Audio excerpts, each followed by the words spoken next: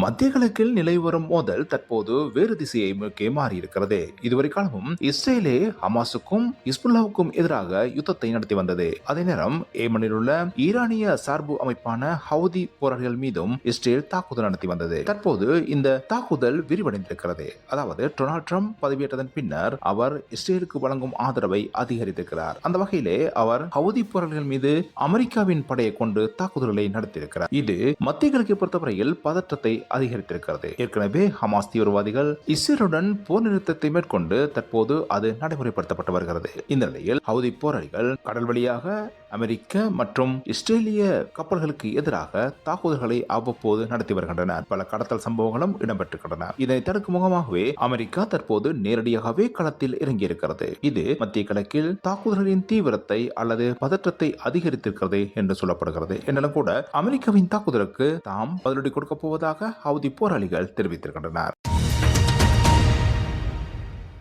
2025 சர்வதேச masters league இறுதிப் போட்டியில் இந்திய அணி மேற்கிந்திய தீவுகள் அணியை தோற்கடித்து கிண்ணத்தை சுவீகரித்துக் கொண்டது. நேற்று இடம்பெற்ற இந்த போட்டியின் போது இந்திய அணி 8 விக்கெட் வித்தியாசத்தில் மேற்கிந்திய தீவுகள் அணியை வெற்றி கொண்டது. இந்த போட்டியில் முதலில் துடுப்படுத்திய பிரைன் லாரா தலைமையிலான மேற்கிந்திய தீவுகள் அணி 148 ஓட்டங்களை பெற்றிருந்தது. இதில் பிரைன் லாரா ஆரம்ப வீரராக இறங்கி 6 ஓட்டங்களை மாத்திரமே பெற்றிருந்தார். இதனையடுத்து துடுப்படுத்தாடிய இந்திய அணி 17 ஓவர்களில் தமது இலக்கை அடைந்து இறுதிப் போட்டியில் வெற்றி பெற்றது. இதில் சச்சின் டெண்டுல்கர் 25 ஓட்டங்களை பெற்றுக் கொடுத்தார். இந்திய அணியின் சார்பில் அம்பத்தி ராயுடு 50 பந்துகளில் 74 ஓட்டங்களை பெற்றுக் கொடுத்தார்.